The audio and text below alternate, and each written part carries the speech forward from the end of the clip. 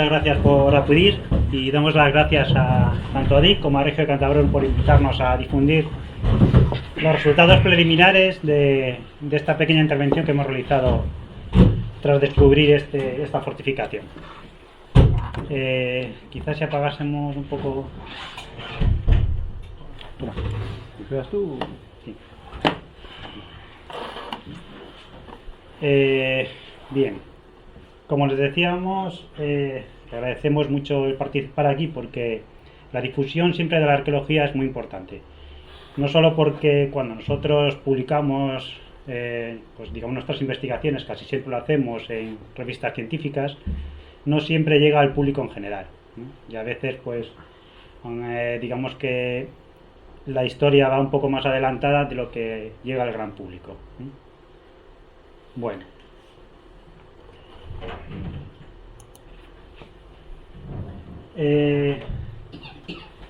nosotros lo que pensamos a raíz de nuestras evidencias es que estamos ante un castro de la Edad del Hierro, ¿no?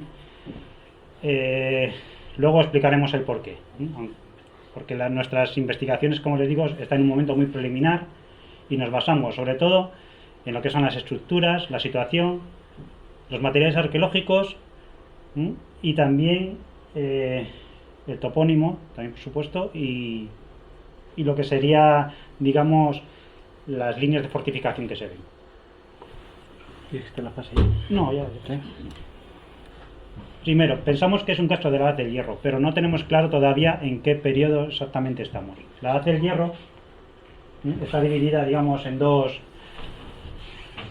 épocas, digamos, un poco diferentes. Una primera, que sería la primera Edad del Hierro, que es una edad un poco donde todavía el uso del bronce está muy instaurado, donde la metalurgia del hierro es todavía muy incipiente, y una segunda Edad del Hierro, donde esta metalurgia del hierro ya es mucho más evidente, ya se utiliza mucho más, digamos, son unos pueblos un poco más evolucionados, y donde estarían enmarcados propiamente los castros que conocemos tipológicamente por las publicaciones que todo el mundo puede ver. En esa primera Edad del Hierro, y sobre todo en el bronce final, esa etapa anterior a la del hierro, también había fortificaciones. Digamos que las primeras fortificaciones que se conocen en Cantabria pertenecerían a ese bronce final. Hay estas evidencias de Castro de la Garma, probablemente también Castilnegro aquí, y algunos castros digamos, del sur de la Cantabria actual y de la Cantabria antigua tienen esas primeras evidencias en el bronce final.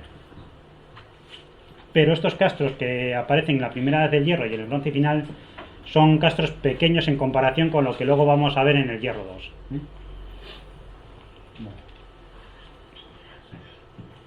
Ahí tenemos unas representaciones. Esa primera Edad del Hierro estaría, digamos, conformada por una población que empieza a concentrarse en núcleos que son ya más estables, defendidos por murallas, fosos y accidentes naturales. Y ese primer hábitat que encontramos también con las prototípicas cabañas circulares, con una economía de base ganadera, un artesonado con una metalurgia del hierro, pero también del bronce, pero muy incipiente, y una sociedad jerarquizada.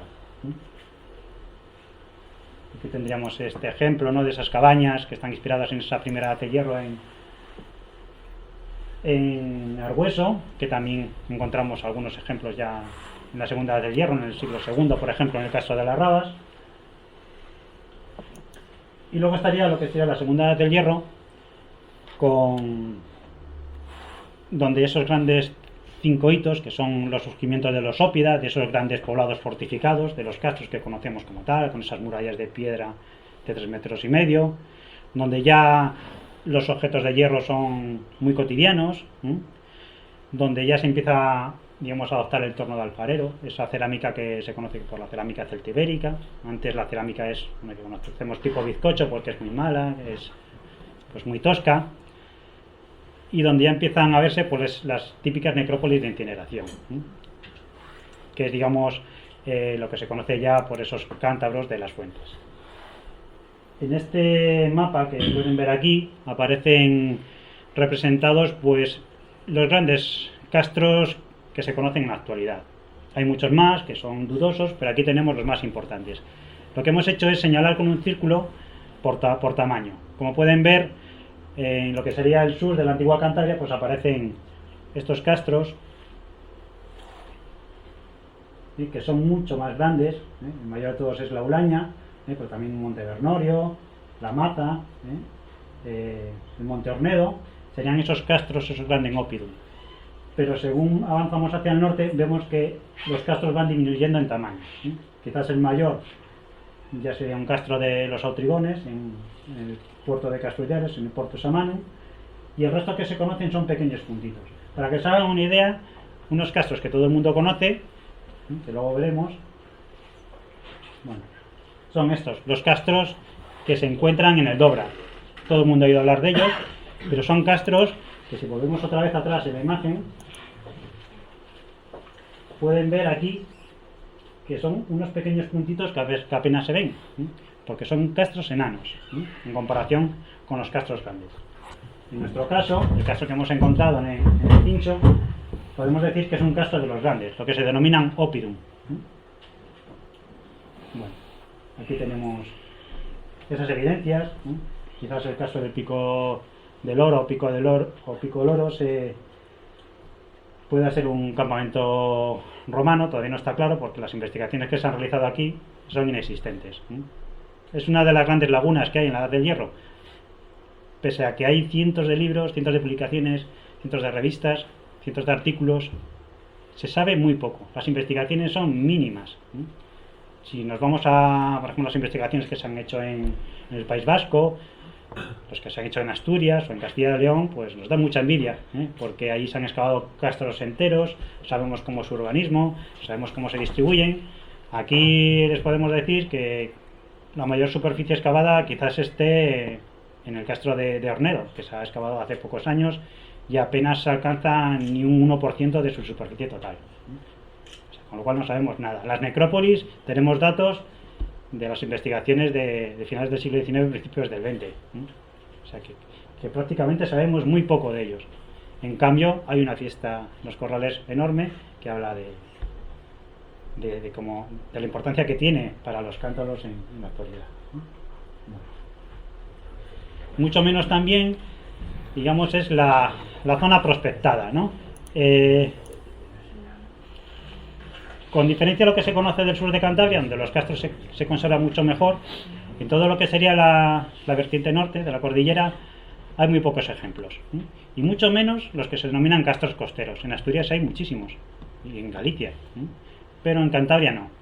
En Cantabria el más conocido, que apareció hace no muchos años, es este, el castro de Castillo en Prellezo, un gran castro que además tiene una ocupación romana, donde pueden ver aquí esa primera muralla, una segunda muralla y aquí un foso. El castro se desarrollaría en esta zona alta y sería un pequeño poblado, no muy grande. Este otro es un supuesto castro. Digo supuesto castro porque no tenemos ninguna evidencia de ello.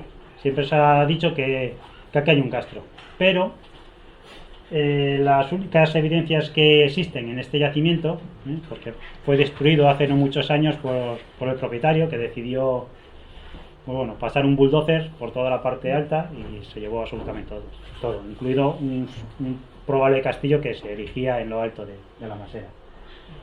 Lo que sí se conoce, aunque aquí no se ve, sería en la parte que da a la ría, una especie de hombrera. Ahí se encontró un yacimiento de época calcolítica.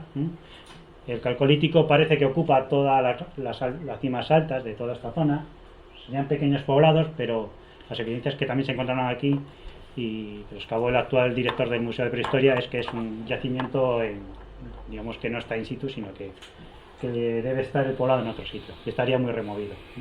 No obstante, aquí apareció esta pequeña cuenta de collar, que en principio fue catalogada como romana, pero de la que hay ejemplos también en el mundo prerromano. Por ejemplo, hay una muy parecida en Bernorio. Y aquí también apareció un depósito del bronce final, que en unas condiciones muy extrañas, sobre todo esta espada que se denominan de lengua de carpa. Apareció también el depósito más conocido, es unas que aparecen en la ría de Huelva, porque las tiraban a las rías o los ríos. Y esto apareció aquí junto con otras piezas Lo que pasa es que estaba en manos de un anticuario. Entonces no se sabe ni dónde apareció o si era una colección personal de él. Con lo cual, como les digo, siempre se ha dicho que acá hay un castro, pero no sabemos nada más. Ni siquiera hay estructuras de muralla. Recientemente un investigador, José Ángel Hierro, ha planteado que aquí en Cildá puede haber evidencias de algún hábitat que pueda estar relacionado con algo de la Edad del Hierro, o también puede con algo romano, quizás un campamento. Pero está todavía en investigación y digamos que próximamente lo expondrá aquí, y dirá las razones de por qué piensa él que aquí puede haber alguna evidencia. Lo más característico de esto es que Cildá casi siempre está asociado a hábitats de la Edad del Hierro o también romanas. Monte Cildá en Palencia sería uno de los ejemplos, o los campamentos romanos de Cildá en Toranzo. Como pueden ver, está muy cerquita de lo que es el castro de Ayuso. Simplemente casi es bajar, aquí está la RAN Santillana, subimos un poco y ahí estaría el castro. Muy cerquita también de nuestro castro hay dos cuevas, una es la cueva de la Venta del Cuco y otra la de la Joya de la Casa, que tienen evidencias de casi con seguridad del Bronce final. También hay alguna que tiene restos paleolíticos y también de épocas ya casi medievales, ¿no? Como es esta hebilla de cinturón de tradición visigoda. Bueno, voy pasando de aquí y luego... Bueno, vamos a centrarnos ahora básicamente en lo que ha sido el hallazgo del Castro del Cincho, y en principio vamos a relatar cuál fue, digamos, las razones que nos llevaron a nosotros a ir a este monte. En el año 2000 el párroco de Tagle, José Luis Sainz, publica un libro sobre la historia de Tagle, y en él pues hace un relato histórico de esta población, y aparece este croquis que es, digamos, todo apelmazado, lo que él entendía que podía haber lugares de interés arqueológico o histórico, y aparece indicado el Cincho. Sin más, no indica que pudiera ser un castro, pero bueno, lo apareció, y entonces ya nos subía a nosotros como primera noticia de que había un topónimo en esta zona con el nombre de Cincho. Cincho viene del latín, de cingulum, de cinturón, y hay en Cantabria varios lugares que con esa misma toponimia pues albergan yacimientos arqueológicos. El Cincho, por ejemplo, en la zona de la Población, en Campo de Yuso, que se encuentra un campamento romano, que aquí tenemos a Manuel García Alonso, que fue su descubridor, y hay, por ejemplo, también hay otro posible castro en Arnuero, en el Cincho. El caso es que en la cartografía del Instituto Geográfico, el Cincho estos años estaba mal puesto el topónimo, y ahí nos habíamos acercado a esta zona que estaba más hacia Bíos, pero ahora con la corrección que ha hecho el Servicio Cartográfico de Cantabria, pues localizamos que el lugar de Cincho se encontraba en este alto, que es el que nos ocupa hoy. El descubrimiento lo hicimos más o menos en la primavera del año pasado, lo pusimos en conocimiento de la Consejería de Cultura.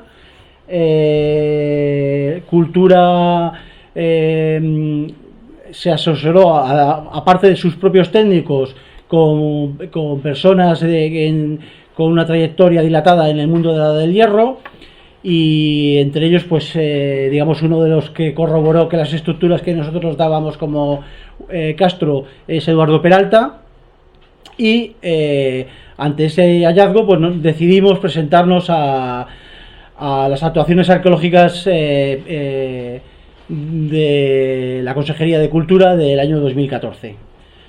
Contamos con una subvención paupérrima, pero sí es verdad que es la única que hemos tenido, y con un presupuesto muy menguado, pues nos lanzamos a hacer una actuación.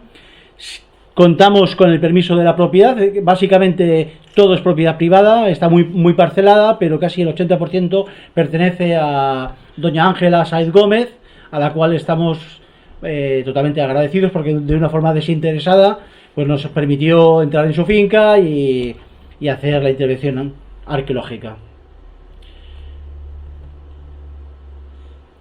El equipo de investigación al cual estamos más que agradecidos, porque si antes decíamos por parte de la propietaria, toda la gente que ha colaborado ha sido de forma desinteresada.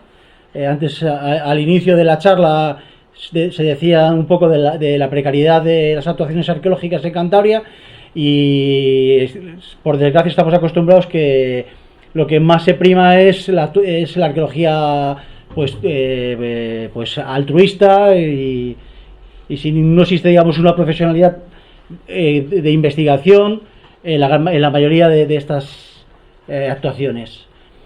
Contamos con José Luis Rivera, que trabajó en la parte de dibujo arqueológico y planimetría, Manuel García Alonso, Gonzalo Saiz García, Fernando Sastre Allengue, que además de habernos ayudado, hoy también están aquí, o sea que parece que que además de haberles dado la chapa durante y haberles castigado excavando, pues todavía no soportan. En la prospección electromagnética tuvimos la colaboración de Miguel López Cadavieco y Javier Martínez Presmanes, y en la caracterización edafológica Marta Solar.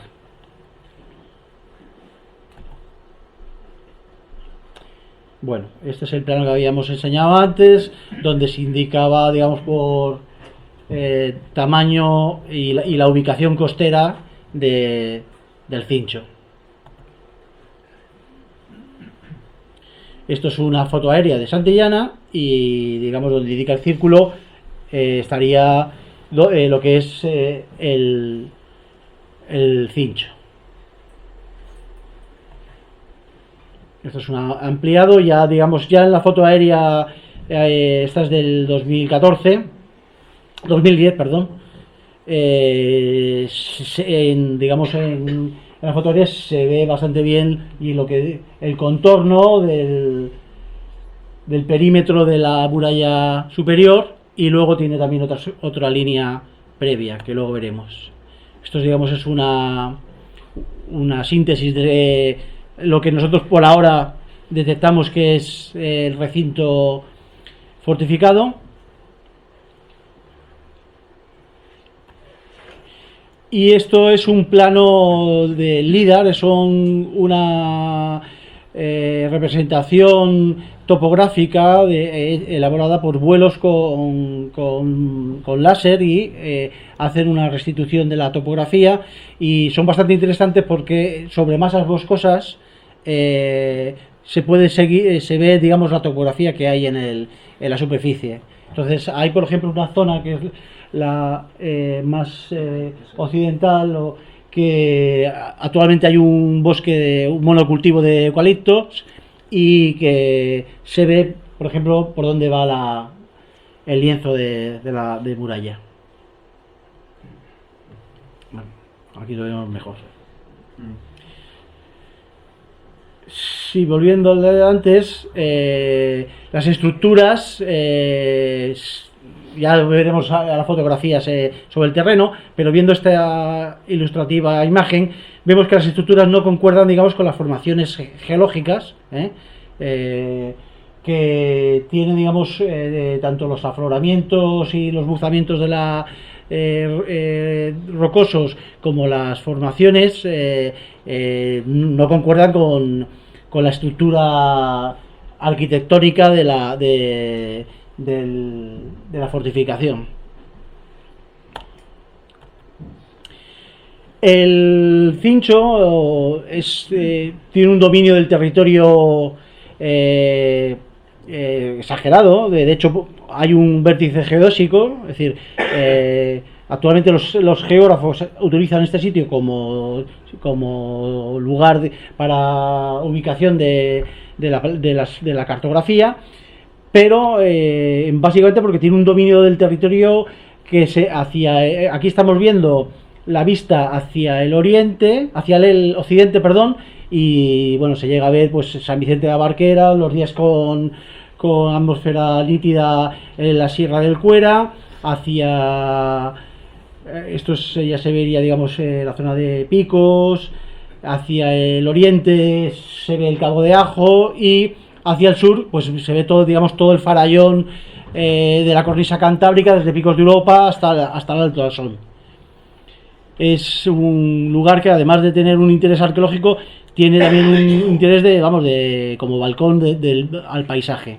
Aquí vemos, digamos, la costa de Suances, la ría de Mogro, y, digamos, este dominio del territorio es la justificación del por qué la estructura arqueológica de la fortificación y del castro está justamente aquí. Seguimos viendo imágenes de la Peña Cabarga, es decir, el lugar es invitamos a todos a que os acerquéis porque merece la pena, vamos. Esto es digamos, una síntesis de cuáles son las estructuras que nosotros vemos. El recinto superior es básicamente lo que actualmente se aprecia, es un caballón, un lomo que se logra recorrer en sitios mejor conservados, en otros con más dudas, pero básicamente se recorre entero, y tiene una segunda línea que es la que es más complicada de detectar, que digamos, un ojo experto lo puede ver, pero, digamos, la gente profana pues cuesta verlo. Esta delimitación la hemos definido a través tanto del plano LIDAR que había enseñado al principio en una diapositiva anterior, también por fotografía aérea antigua y ya por la prospección del terreno y tomando georreferencias. Como vemos, el Cincho es una zona básicamente urbana, porque tiene acceso rodado, se llega en coche. Luego volveremos a esta situación que digamos es uno de los atractivos que tiene si se quiere poner en valor este lugar. Y tiene también zonas de hábitat. De hecho, hay una casa aquí, por ejemplo, que en su día, cuando se hizo, pues afectó a la línea de defensa primera. No hemos detectado fosos todavía, y ni tampoco puertas. Aquí hay dos roturas en el lienzo, pero son básicamente hechas por la actividad ganadera. Este lugar nunca ha sido cultivado. La explicación de un lomo que recorre el perímetro de la cumbre no puede ser, digamos, justificado por actividades agrícolas, porque, digamos, la huella arqueológica que deja pues los bancales y la actividad agrícola no sería un lomo perimetral, y la única, digamos, explicación factible es que es un recinto fortificado. Otra cosa ya es qué cronología puede tener, pero que estamos ante una fortificación no hay ningún género de duda.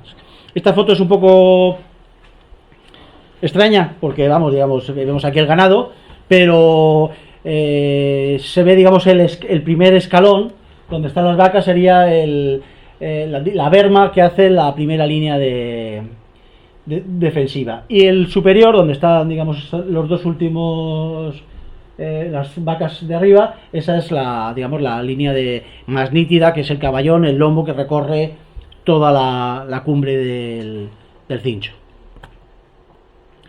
Esta es una foto, ya está en la excavación. La excavación ha sido muy modesta, bueno, más que modesta. De hecho, bueno, ya solo hay que ver, fuimos más personas, pero vamos, que se ha llevado entre 5 o 6 personas, y concreto el día de esta foto solo éramos 2. En esta parte de aquí es donde mejor se conserva, que llega a alcanzar pues 1,5 metros o 2. La zona hacia el norte, justamente casi en lo que es el talud, también se logra recorrer ese caballón que evidencia la existencia de una estructura de muralla.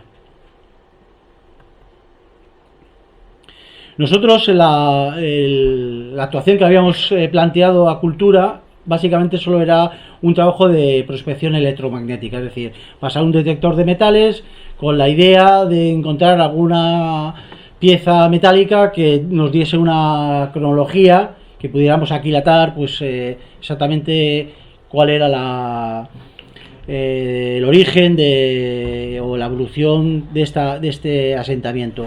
Para nuestra desgracia, pues a pesar de que pues contamos con incluso algún día con 3 detectores, todas las piezas que encontramos eran pues de cronología muy contemporánea, casi no había nada de, digamos, clavos de edad moderna, y ya empezamos a manejar la idea de que el suelo era bastante ácido. De hecho, se hizo unas analíticas y las capas superficiales son ácidas.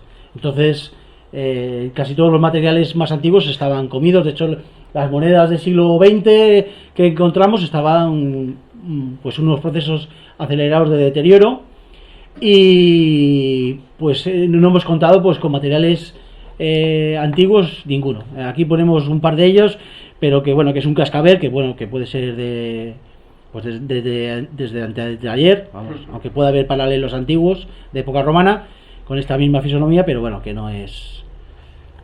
Y la moneda quizá más antigua, pero que también no hemos logrado leer nada, se ha restaurado en el museo, pero que tampoco evidencia una antigüedad muy grande. Ante el fracaso de la actuación, porque nosotros veíamos unas estructuras pues evidentes en el terreno, y en cambio los resultados no nos daban, pues no podíamos irnos con las manos vacías y nos lanzamos a hacer una excavación, aunque fuese mínima. Digamos, el presupuesto que teníamos pues se fue por los suelos, y gracias a la colaboración que encontramos por las personas que hemos dicho al principio, pues logramos hacer una pequeña trinchera en una zona castigada de la muralla, que tenía un acceso ya hecho, y lo que hicimos fue refrescar un corte de una trinchera pues de 10 metros por un metro de ancho. Y bueno, pues la verdad es que el día que que iniciamos, no teníamos ninguna esperanza, dado el fracaso del detector de metales, pero casi ya el primer día empezamos a encontrar evidencias arqueológicas. Encontramos las estructuras de un lienzo construido con piedra y con tierra, con terraplén, y asociado también a materiales protohistóricos, materiales de la prehistoria reciente.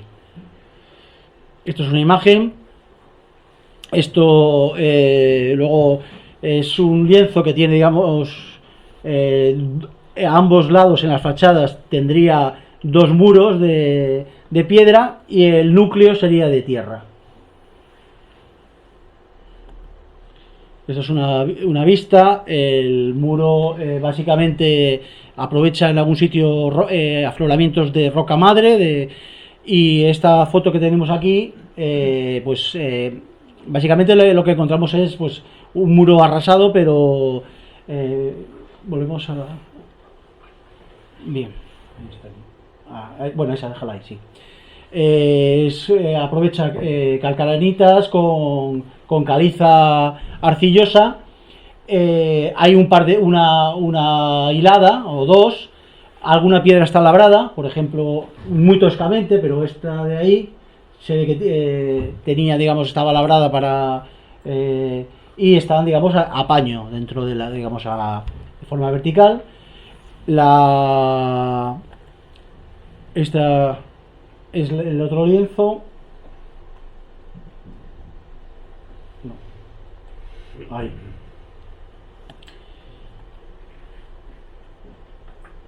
Y vamos a ver, casi iría yo a la otra, y luego volvemos por esta, y luego volvemos a la de atrás para explicar un poco al plano.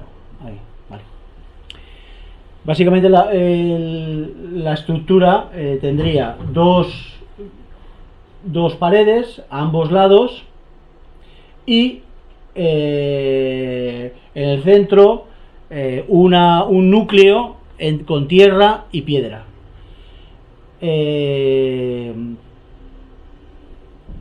Es un tipo de muro que hasta ahora en Cantabria se conocía, por ejemplo, en el Castro de la Garma. Y luego, si volvemos a la de atrás, evidenciamos, la pena es que no hemos tenido presupuesto para hacer una datación absoluta, un nivel que con una alta presencia de carbones que estaba por debajo del lienzo murario. Es decir, es un nivel, creemos, fundacional, no es un nivel que evidencie una quema, o sea, no se ve la tierra refractada ni quema, sino son carboncillos. Es decir, que no evidencia, no ilustra que hubiera, digamos, un episodio de quema de la muralla, pero que interpretamos que puede ser, digamos, que al construir el castro hicieron una fase previa de clareo vegetal y quema de la vegetación existente para crear una superficie limpia, la cual luego posteriormente construir. Estaría fenomenal tener una datación absoluta, una fecha que aquilatase cuál ha sido ese momento, porque creemos que ahí nos indica el inicio de la fortificación. Dentro del núcleo de tierra, luego volveremos, encontrábamos también materiales líticos y cerámicas. Nuestra interpretación, aunque todavía no está cerrada y estamos abiertos a nuevas ideas y no manejamos solo una única hipótesis, es que estamos ante lo que se llama un muro gálico, es decir, una estructura que aprovecha, tiene paredes armadas a canto seco, o sea, sin argamasa, y que el núcleo es de tierra, pero para arriostrar, para amarrar esa estructura, se utilizan un entramado de madera, de troncos. Es en Cantabria, pues, como decía antes, se conoce el caso de la Garma exclusivamente, y casi todos los castros que se conocen en Cantabria son básicamente con núcleos de piedra, no de tierra. La estructura del castro debía ser muy grande, el porte del muro debía ser muy alto, porque si con un nivel de arrasamiento tiene más de 2 metros en algún sitio, pues se supone que como mínimo tendría que tener el doble, en su día. O sea, que la anchura llega a tener 3,78, o sea, que debía ser una muralla impresionante. Esto es una imagen de un museo francés. Esto es, para hacernos una idea de cómo sería, la fase externa la fachada externa de la muralla. Los materiales encontrados han sido muy pocos, son 18 elementos, bastantes industria lítica. La industria lítica, pues hombre, en principio lo más seguro, parece que tiene, puede ser, de momentos más antiguos, de momentos de calcolítico, de la del bronce, pero aparece también asociada a cerámica. Lo que pasa es decir que no descartamos que pueda haber una fase previa que de época del principio de los metales, y esos terrenos se hayan removilizado para hacer posteriormente la muralla. Pero también este tipo de industria lítica también se encuentra en momentos del hierro. Sí es verdad que la colección que tenemos no es nada indicativa, no tiene ninguna singularidad, es lo que se llama también industria de sustrato, de fondo común, es decir, que no tenemos ninguna pieza que podamos saber con seguridad que es de un momento calcolítico, y la edad del hierro existe. Este es una pieza, es una raedera. Me he ido yo a la raedera. Es una pieza bifuncional, es una raidera carenada y luego tiene también pues un raspador lateral. Y Es que no sale. no sale. Debe ser por la versión del ordenador. Ah, pues bueno, sí, sale ahí. Este es un percutor, es decir, que se ve repiqueteado. Y luego es a su derecha tenemos el mejor fragmento que tenemos de cerámica hecha a mano.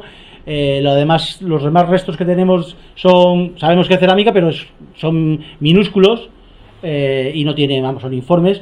Y es pues básicamente lo que comentaba antes también Lino de pasta de bizcocho, vamos.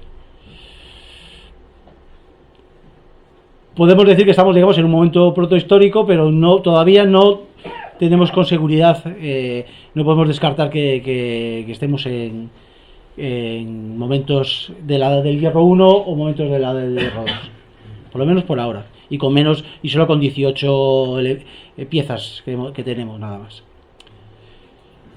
Esto lo dejo aquí. Una de las cosas que sí nos impresionó de esta fortificación es que, digamos, el porte de las murallas. Algo que diríamos singular. Normalmente los castros que se encuentran al sur digamos hacia el sur de Cantabria, casi todos las murallas, si vamos al sitio, no las encontramos. Aparecen casi siempre arrasadas y las únicas evidencias de murallas que encontramos son aquellas que han levantado los romanos. Por ejemplo, un castro de los más importantes que conocemos, el de la Espina del Gallego, casi todas las estructuras que se encuentran son romanas. Las que serían, digamos, de época de los cántabros son mucho menos evidentes y, digamos, estarían definiendo un núcleo mucho más pequeño de lo que abarcaría luego el castro romano. En Monte Ornedo, donde también participé en las excavaciones, pasaba lo mismo. Las murallas jamás se habían encontrado solo lo que eran las fortificaciones romanas, pero aquella parte de las fortificaciones prerromanas solo se ha podido determinar ahora con un ojo experto. Y sí que se ha encontrado el recinto del Gran Castro. Si vamos también a otro castro prototípico, Montevernorio, nos pasaría lo mismo. Las murallas propiamente, digamos, prerromanas están completamente arrasadas. Son castros que, una vez que llegan las legiones romanas, derriban esas murallas y completamente las arrasan. En Montevernorio, por ejemplo, no se ven porque está todo incluido dentro del foso que está excavado justo delante de las murallas. Aquí la altura que tiene pues nos hace pensar que quizás, si el castro no fue atacado, es que fuera un castro del hierro 1. Pero como les digo, esto lo tenemos que confirmar en las excavaciones que hagamos y nos dan permiso y financiación para hacerlo. Aquí tenemos un ejemplo que es de un castro francés, un oppidum francés, pero que se parece mucho a lo que tenemos aquí. Cuando lo vimos dijimos, es que parece el castro del Cincho, porque tiene esa línea de muralla casi como ovalada y también esa segunda línea de circunvalación externa, y también hecha con ese muro gálico coronado con un balun lórica. ¿Por qué estamos hablando ahora de si murallas destruidas o murallas no destruidas? Porque sí que se está evidenciando que la mayoría de los castros de la Segunda Edad del Hierro se destruyen por los campamentos romanos, por las legiones romanas que montan aquí sus campamentos. Hay una frase que repite Dion Casio y otros historiadores que dicen que una vez conquistados se les obliga a bajar de los montes a la llanura. Por ejemplo, en las excavaciones que se han realizado en el Monte Ornedo, Santa Marina, se ve perfectamente que el castro se destruye, se pone encima un campamento romano y se obliga a la gente a habitar en el llano, justo en lo que será el yacimiento de Camesa. Parece que este mismo proceso se está siguiendo en Montevernorio, donde parece también que el castro se abandona, también se le monta un campamento romano encima, un castellum, hasta que se destruyen todas las murallas, se abandona el castro y se viene a habitar al llano. Estamos pensando que quizás aquí ocurrió lo mismo. ¿Y por qué lo pensamos? Porque justo debajo del castro, en Vispieres, a muy pocos kilómetros, hay un yacimiento romano de importancia que apenas se citan bueno, no se citan las fuentes, pero en la historiografía apenas aparece. También tenemos datos en Ubiarco y en Flandes, como luego veremos. El más importante es este, que está en una ermita en Larrán, San Sebastián de Larrán, y se conserva un pequeño ara funeraria que luego fue reaprovechado en época alto medieval como altar, un altar prerrománico, que sería una iglesia anterior a esta. La pieza tiene una inscripción que viene, bueno, a decir, no se ve bien porque ha partido parte de su campo epigráfico, pero vamos, es una estela funeraria y que dice que allí, bueno, pues que a su piadosísima, no sabemos el nombre de quién, de tampoco a cuántos años, y que dice luego debajo que la tierra le sea leve. Y está datada aproximadamente entre el 151 y el 300 después de Cristo. Estamos hablando que hay un poblamiento en el siglo II y en el siglo III, incluso IV, aquí en Santillana. No solo aquí, sino que la arqueología de gestión ha puesto en evidencia que hay más evidencias en todo lo que sería la zona alta de Vispieres. Una empresa de arqueología, GAEN, dentro de poco va a publicar algo en la revista Altamira sobre estas evidencias, y ha encontrado, pues bueno, varios puntos donde aparece cerámica sigilata, cerámica común romana. Se conocían también evidencias en la zona de Vispieres del escultor Jesús Soterio, que le dio por hacer unas excavaciones por la zona y sacó también sigilata y cerámica común romana. Incluso hay una cueva, la cueva de la Raposa, que es un sumidero fósil aquí, donde, digamos, ese sumidero fósil ha recogido materiales que proceden de Vispieres. Pues bueno, en el interior apareció también cerámica romana, y lo más curioso, que aparecían unos ladrillos de hipocastum. Los hipocastum son los sistemas de calefacción que aparecen en las casas romanas, para que circule el aire caliente por debajo. Bueno, lo que hacen era elevar el suelo, por debajo circulaba el aire caliente, y bueno, pues un ladrillo de esas columnas para elevar el suelo apareció de aquí dentro, que son típicos romanos. Lo cual nos está evidenciando que hay un hábitat, hay casas, hay, digamos, también un hábitat prolongado. No sabemos todavía la cronología porque no se ha excavado, solo tenemos algunas cerámicas, pero que sí tenemos cronologías de que al menos del siglo II, siglo III, incluso IV, aquí se está habitando. Otro yacimiento del que se sabe muy poco, aparte que se excavó, las excavaciones nunca se publicaron, lo excavó Guinea, y es aquí en Suantes. En Suantes, justo al lado de la iglesia, en esto que se llama la Huerta del Cura. Pues algún día vamos por aquí, nos fijamos en las paredes, está lleno de tégulas romanas. Tégulas es las tejas romanas.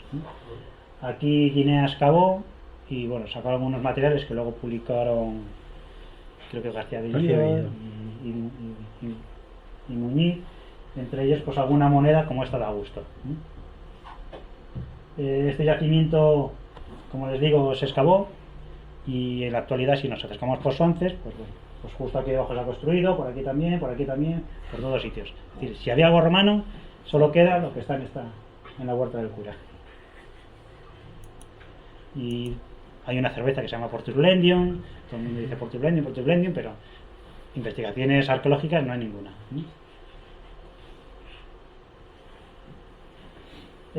Bueno, como les digo, que hay un hábitat romano, y pensamos que ese hábitat romano tuvo que tener un sustrato anterior, para que, digamos, se consolide. Lo hemos visto en otros lugares de Cantabria y bueno, ocurre en todos, digamos, todo lo que sería la parte norte de la Hispania romana, ¿no? En Asturias, por ejemplo, sí que se da que hay castros que se ocupan en época romana. O sea, hay una continuidad. En vez de obligar a los que habitaban esos castros a bajar al llano, allí no, allí se dan castros que se desocupan, pero también hay castros que se siguen ocupando en época romana, incluso hasta época medieval. Aquí, como les digo, como hay muy pocos estudios, pues no sabemos casi nada. Lo más seguro es que aquí se desocupen, pero bueno, todavía tenemos esperanzas de que al excavar este castro, pues nos dé una buena seriación cronológica. Estamos casi seguros que hay una ocupación protohistórica, quizás hierro 1, quizás hierro 2, pero no podemos decir que también esté ocupado en época romana. Casi lo podremos casi asegurar. Bueno, según las evidencias que tengamos. Lo que sí apuntó antes mi compañero Javier es las posibilidades turísticas que tiene este lugar. Todos los castros que encontramos en Cantabria, todos están en zonas montañosas, en zonas muy altas. Para llegar a ellos hay que ir por pistas. Por ejemplo, no sé, aquí en Santander está el castro de Castilnegro. Para llegar a él hay que ir en todo terreno andando, no tenemos otra posibilidad. Castros que tengan una carretera a la que se puede llegar en coche, pues son muy pocos. Muy pocos, los podemos contar con la mano. La mayoría están en el sur. Pero que se pueda llegar, digamos, a los puestos del castro en coche, pues no hay casi ninguno. Por eso, cuando nos metimos en este proyecto, sí que vimos esas posibilidades turísticas para el castro. En Cantabria,